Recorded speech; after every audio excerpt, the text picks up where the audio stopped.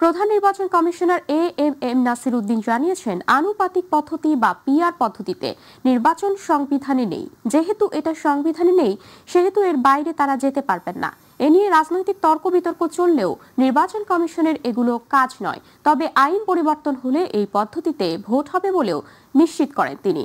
শনিবার রাজশাহীর লোক প্রশাসন ভবনে ত্রয়োদশ জাতীয় নির্বাচন উপলক্ষে রাজশাহীর অঞ্চলের নির্বাচন কর্মকর্তাদের সঙ্গে মতবিনিময় সভায় এই কথা বলেন তিনি।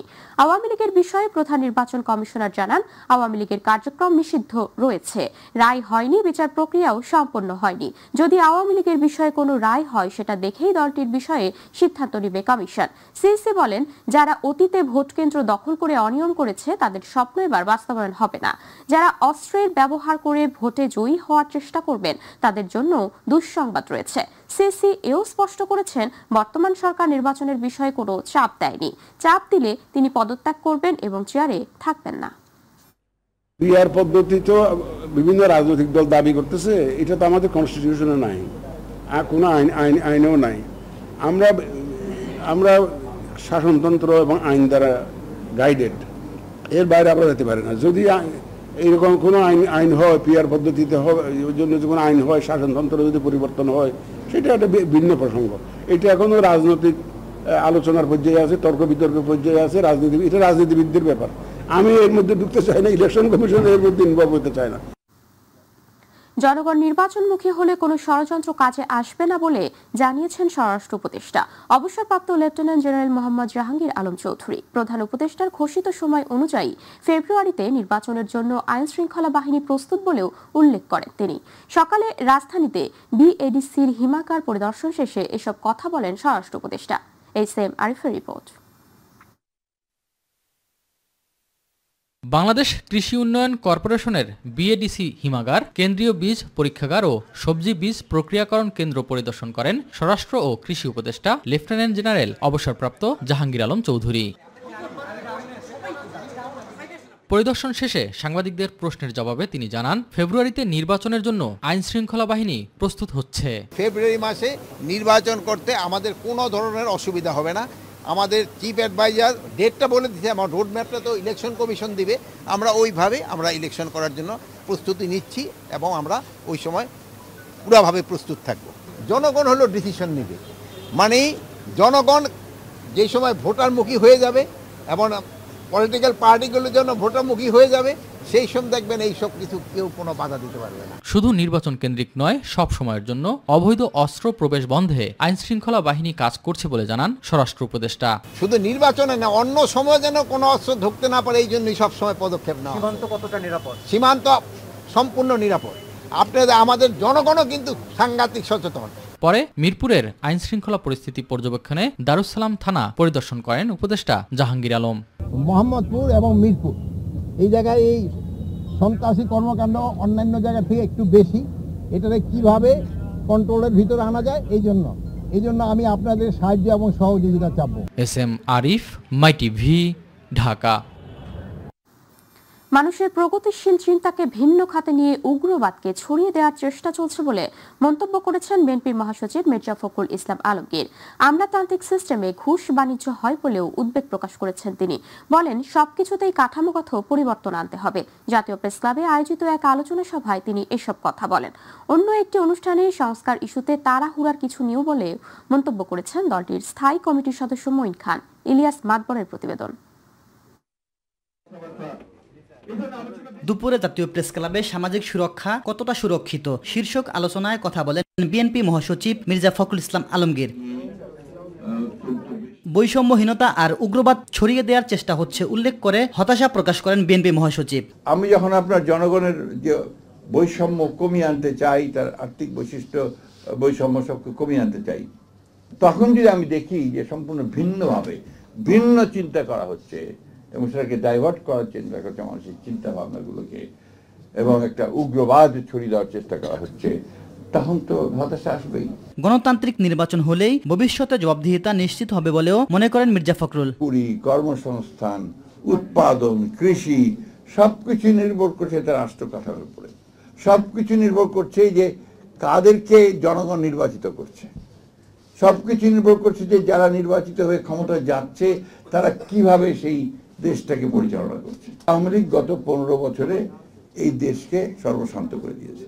অন্যদিকে প্রেস ক্লাবে তারেক রহমানের রাজনীতি গণ অভ্যুত্থানে সাবলিমিটি শীর্ষক প্রকাশনা অনুষ্ঠানে বিএনপির স্থায়ী কমিটির সদস্য আব্দুল মঈন খান বলেন, দেশে কোনো দৈত্য দানব নয়, মানুষ গণতন্ত্র চায়। রাষ্ট্র আমরা এমনভাবে গড়ে তুলব যে রাষ্ট্রে সুশাসন থাকবে, মানবাধিকার থাকবে, সুষ্ঠু নিরপেক্ষ ভোটাধিকার থাকবে, মানুষের মৌলিক চাহিদা মেটানো হবে।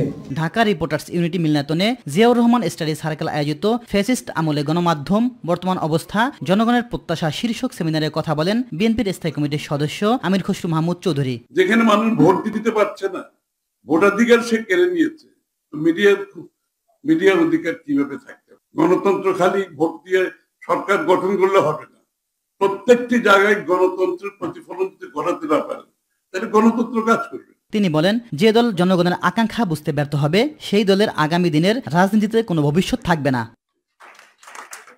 ইলিয়াস মাদবর, মাই টিভি, ঢাকা। বিএনপির সিনিয়র যুগ্ম মহাসচিব রুহুল কবির রিজভী বলেছেন, পিআর পদ্ধতির নির্বাচন সাধারণ মানুষ বুঝে না, এখানে জনগণের পছন্দের প্রতিনিধিকে নির্বাচন করা যায় না। তিনি সরকারকে দীর্ঘায়িত না করে প্রয়োজনীয় সংস্কার করে দ্রুত সুষ্ঠু নির্বাচন দিয়ে নির্বাচিত সরকারের নিকট ক্ষমতা হস্তান্তরের আহ্বান জানান। আজ ব্রাহ্মণবাড়িয়ায় ট্যাঙ্কের পার মুক্ত মঞ্চে জেলা বিএনপির সদস্য নবায়ন এবং প্রাথমিক সদস্য সংগ্রহ কর্মসূচির উদ্বোধনী অনুষ্ঠানে প্রধান অতিথির বক্তব্যে তিনি এসব কথা বলেন।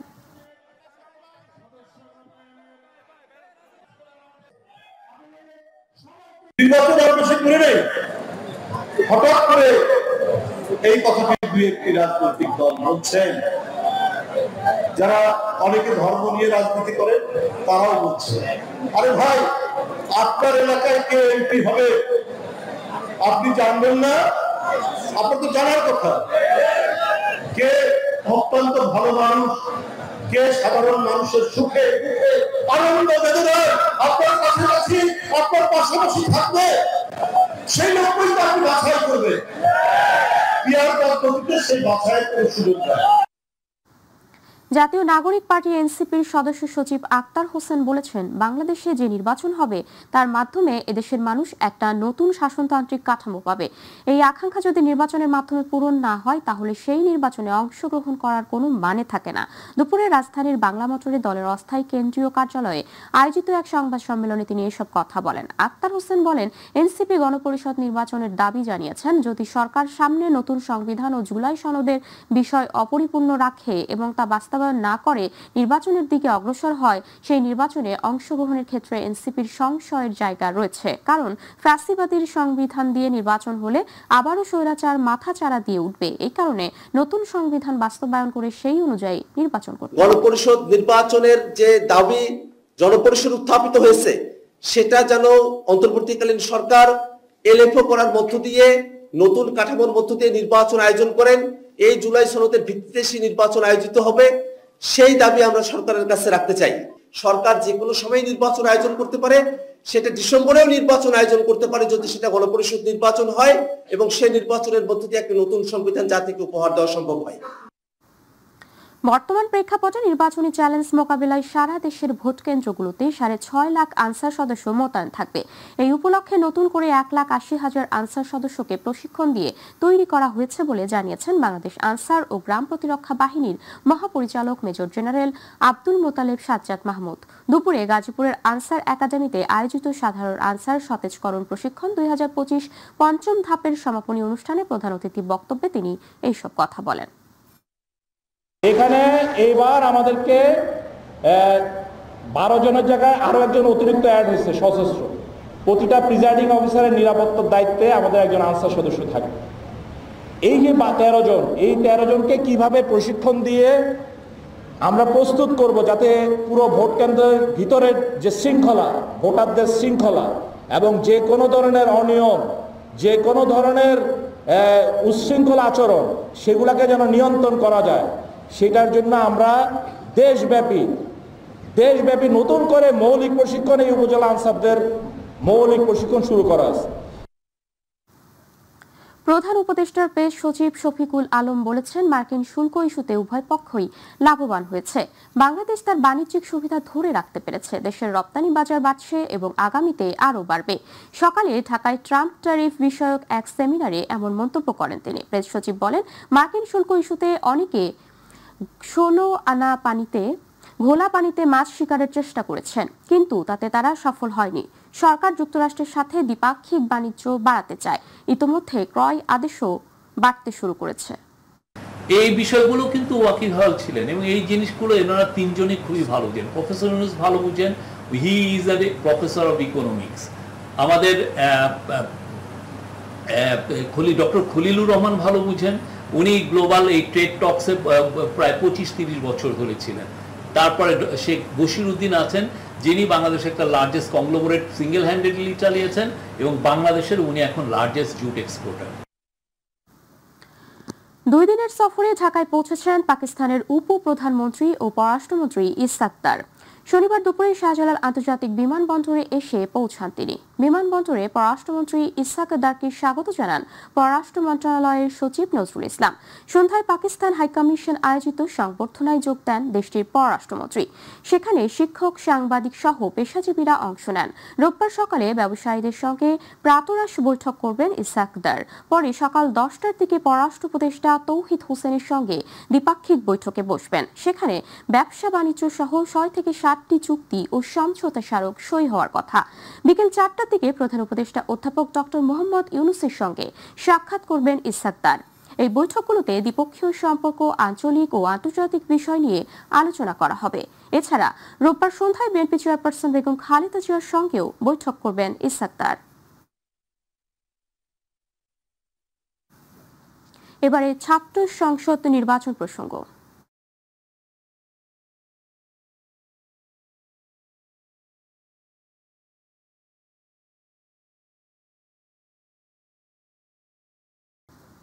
ঢাকা বিশ্ববিদ্যালয় ছাত্র সংসদের ডাকসু নির্বাচনের চিফ রিটার্নিং অফিসার অধ্যাপক ডক্টর জসিম উদ্দিন জানিয়েছেন, প্রার্থিতা ফিরে পেতে মনোনয়নপত্র বাতিল হওয়া 34 জন আপিল করেছেন। বিকেলে সাংবাদিকদের এই কথা বলেন তিনি। আচরণবিধি নিয়ে কড়া নির্দেশনার কথা আবারও তুলে ধরে ডাকসুর চিফ রিটার্নিং অফিসার বলেন, এখনো লঙ্ঘনের কোনো অভিযোগ জমা পড়েনি। আর ডাকসু নির্বাচন ঘিরে বিশৃঙ্খলা সৃষ্টি করলে মাঠ ছেড়ে দেওয়ার ঘোষণা দিয়ে ঢাবি উপাচার্য অধ্যাপক ডক্টর নিয়াজ আহমদ খান বলেন, সুষ্ঠু ভোট আয়োজনে বাধা এলে সবকিছু প্রকাশ করে দেয়া হবে। এদিকে প্রাথমিক তালিকা অনুযায়ী এবার ডাকসু নির্বাচনে ভিপি পদে 48, জিএস পদে 19 ও এজিএস পদে 28 প্রার্থী বৈধ হয়েছেন। গত 24 ঘন্টায় এডিস মশাবাহিত রোগ ডেঙ্গুতে আক্রান্ত হয়ে 2 শিশু ও 1 কিশোর সহ 4 জনের মৃত্যু হয়েছে। পাশাপাশি এই সময়ের মধ্যে আরো 247 জন ডেঙ্গু জ্বর নিয়ে হাসপাতালে ভর্তি হয়েছেন। শনিবার স্বাস্থ্য অধিদপ্তরের কন্ট্রোল রুম থেকে পাঠানো প্রতিবেদনে তথ্য জানানো হয়। মারা যাওয়া 2 কন্যা শিশুর বয়স যথাক্রমে 4 ও 7। অপর 2 জনের মধ্যে একজন নারী ও একজন পুরুষ। তাদের বয়স 26 ও 15। এ নিয়ে এডিস মশাবাহিত রোগটিতে আক্রান্ত হয়ে চলতি বছরে এখন পর্যন্ত 114 জনের মৃত্যু হয়েছে। মারা যাওয়াদের মধ্যে 65 জন পুরুষ ও 49 জন নারী।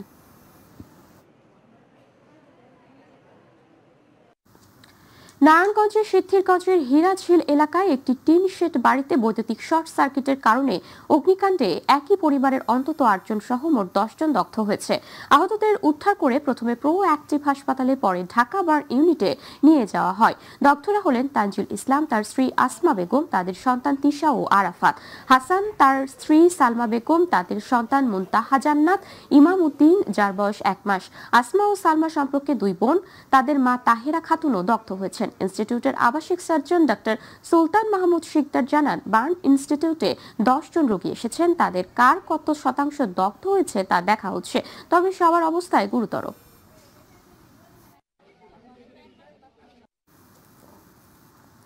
রাজধানীর উত্তরায় মাইলস্টোন স্কুল অ্যান্ড কলেজ বিমান বাহিনীর যুদ্ধ বিমান বিধ্বস্তের ঘটনায় দগ্ধ শিক্ষার্থী তাসনিয়া মারা গেছে। 33 দিন চিকিৎসাধীন থাকার পর মৃত্যুর কাছে হার মানতে হয়েছে তাকে। শনিবার সকাল 7:55 জাতীয় বার্ন ও প্লাস্টিক সার্জারি ইনস্টিটিউটে আইসিইউতে মারা যায় সে। মাইলস্টোনের 8ম শ্রেণীর শিক্ষার্থী ছিল তাসনিয়া। তার বাড়ি ফরিদপুরে মধুখালী থানা এলাকায় জাতীয় প্লাস্টিক সার্জারি ইনস্টিটিউটের আবাসিক সার্জন ডাক্তার শাওন বিন রহমান তিনি জানান, উত্তরায় বিমান বিধ্বংসের ঘটনায় 21 জুলাই জাতীয় বার্নে ভর্তি হয় তাসনিয়া। 33 দিন চিকিৎসাধীন থাকার পর আজ সকালে আইসিইউতে মারা যায় সে। তার শরীরে 37% দগ্ধ হয়েছিল। গত 21 জুলাই দিয়াবাড়িতে মাইলস্টোন স্কুল অ্যান্ড কলেজে বিমান বাহিনীর একটি যুদ্ধ বিমান বিধ্বস্ত হয়। ওই ঘটনায় সর্বশেষ 35 জনের মৃত্যুর খবর দিয়েছিল স্বাস্থ্য মন্ত্রণালয়। সেই হিসেবে তাসনিমের মৃত্যুর মধ্যে দিয়ে এই ঘটনায় 36 জনের মৃত্যু হলো, যাদের বেশিরভাগই শিশু। মুন্সিগঞ্জ জেনারেল হাসপাতালে ঢাকার সিনিয়র সাংবাদিক বিভু রঞ্জন সরকারের মরদেহের ময়না তদন্ত করার পর মরদেহ পরিবারের কাছে হস্তান্তর করা হয়েছে। সকালে আইন শৃঙ্খলা বাহিনী ও হাসপাতালে আবাসিক মেডিকেল অফিসের উপস্থিতিতে ময়নাতদন্ত শুরু হয়। পরে বেলা 1টার দিকে কার্যক্রম শেষে পরিবারের কাছে মরদেহ হস্তান্তর করে নৌ পুলিশ।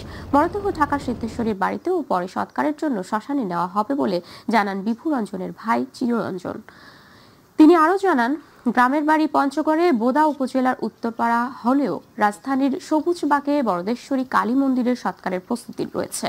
ময়নাতদন্তের বিষয়ে আবাসিক মেডিকেল অফিসার শেখ এহসানুল ইসলাম জানান, নিহতের শরীরে কোনো ধরনের আঘাতের চিহ্ন পাওয়া যায়নি। এদিকে কলাগাছিয়া নৌ পুলিশের ইনচার্জ সালেহ আহমেদ পাঠান বলেন, মরদেহ পরিবারের কাছে হস্তান্তর করা হয়েছে।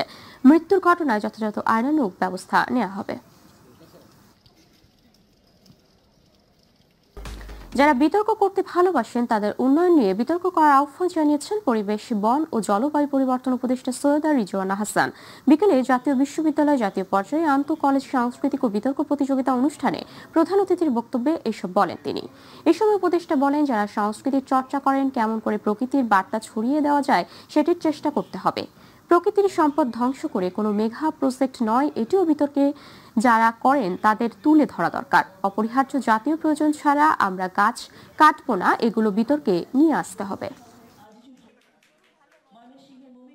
প্রাকৃতিক সম্পদ ধ্বংস করে কোনোভাবেই কোনো মেগা প্রজেক্ট আমরা নেব না, বা মেগা প্রজেক্ট করার আগে প্রকৃতির উপর কি প্রভাব পড়বে সেটা একেবারে বস্তুনিষ্ঠভাবে যাচাই করে নেব। অপরিহার্য জাতীয় প্রয়োজন ছাড়া আমরা কোনোভাবেই গাছ কাটবো না, কোনোভাবেই বন ধরবো না, এই কথাগুলো আমাদেরকে এই কথাগুলো বিতর্কের পর্যায়ে নিয়ে যাবে। ওই ধরনের বিতর্ক যখন হবে তখন এই বিতর্কগুলো কিন্তু সমাজের মূল্যবোধে গিয়ে একটা জায়গা করে নেবে। নগরবাসীর কাছে খেলাধুলা ও শরীরচর্চার প্রাণকেন্দ্র পরিণত হয়েছে মানিকগঞ্জ সরকারি বালক উচ্চ বিদ্যালয়ের খেলার মাঠ। অথচ শহরের একমাত্র সেই খেলার মাঠ রীতিমতো মেলার মাঠে পরিণত হয়ে গেছে। এ নিয়ে নগরবাসী ও খেলোয়াড়দের মাঝে অসন্তোষ বিরাজ করছে। প্রতিনিধি আজিজুর হাকিমের তথ্যচিত্র, আতিকুর রহমান তিতাসের রিপোর্ট। খেলাধুলা ও শরীরচর্চার জন্য 1984 সালে মানিকগঞ্জ শহরের শহীদ মিরাজ তপন স্টেডিয়ামের পাশে মানিকগঞ্জ সরকারি বালক উচ্চ বিদ্যালয় খেলার মাঠ তৈরি করা হয়। এরপর তত্ত্বাবধায়ক সরকারের সময় মাঠটি সংস্কার করা হয়। তখন থেকেই নগরবাসীর কাছে শারীরিক ও মানসিক বিকাশে প্রাণকেন্দ্রে পরিণত হয়েছে মাঠটি। এরপর কর্তৃপক্ষের অবহেলায় দিন দিন মাঠটি বেহাত হতে থাকে। ধীরে ধীরে খেলার মাঠটি রীতিমতো মেলার মাঠে পরিণত হয়। নানা অনুষ্ঠান আর মেলায় সারা বছর ব্যস্ত থাকে এই মাঠ। মেলায় প্যান্ডেল, দোকান, ঘরসহ পাকা স্থাপনা নির্মাণের ফলে ক্ষতবিক্ষত হয় মাঠটি। ফলে মেলা শেষে অনুপযোগী হয়ে পড়ে তা। মেলা চলাকালে বন্ধ থাকে খেলাধুলা ও শরীরচর্চা। আর মেলার পর ভাঙাচোরা ও ময়লা আবর্জনাপূর্ণ মাঠের মধ্যে খেলাধুলা ও শরীরচর্চা ব্যাহত হয়। এ নিয়ে খেলোয়াড়, ক্রীড়া সংগঠক সহ নগরবাসীর মধ্যে সমালোচনার সৃষ্টি হয়েছে। অবস্থা দেখতেছি খুবই খারাপ অবস্থা। এই মাঠে সব সময় মেলা, খেলা, বিভিন্ন অনুষ্ঠান হয়। সামগ্রিক দায়িত্ব তো প্রশাসনের। এখন এটা স্কুলের মাঠ, স্কুল যদি ঠিক মতো পরিচালনা না করে, না দেখে, এইটা দেখার দায়িত্ব ডিসি সাহেবেরই থাকার কথা।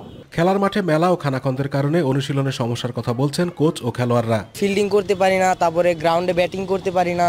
এটা আমাদের কাছে মনে হচ্ছে মেলার মাঠ, খেলার মাঠের থেকে মেলার মাঠ বেশি মনে হচ্ছে। যখন মেলা টেলা শুরু হয় আমরা আসলে তখন মাঠে ঢুকতে পারি না, বাচ্চারা কোথাও প্র্যাকটিস করার সুযোগ নেই, তখন আমাদের খেলাটা ঢিলা হয়ে যায়। মেলার কারণে খেলার মাঠটি শিক্ষার্থীর খেলাধুলা ও নগরবাসীদের শরীরচর্চার অনুপযোগী হয়ে পড়েছে বলে জানালেন বিদ্যালয়ের প্রধান শিক্ষক। বাচ্চাদের খেলার জন্য একটু সুযোগ থাকা দরকার। কোন জেলায় তো বিনোদনের সেরকম জায়গা নাই, মাঠে বিনোদন করতে পারে মুরব্বীরা হাঁটাহাঁটি করে সকালে বিকেলে, এতে তারাও উপকৃত হয়। মাঠের বেহাল অবস্থার কথা স্বীকার করে দ্রুত তা সংস্কার করার আশ্বাস দিলেন জেলা প্রশাসক। মাঠটা সংস্কারের জন্য আমাদের সরকারি উচ্চ বিদ্যালয়ের বর্তমান এবং প্রাক্তন শিক্ষার্থীবৃন্দ, জেলা প্রশাসন, মানিকগঞ্জ পৌরসভা এবং সদর উপজেলার সহায়তায় পরিষ্কার পরিচ্ছন্নতা কার্যক্রম চালু করেছে। শহরের একমাত্র খেলার মাঠ নিয়মিত খেলাধুলা ও শরীরচর্চার উপযোগী করে তুলে মেলা বন্ধের দাবি নগরবাসীর। আতিকুর রহমান তিতাস, মাই টিভি।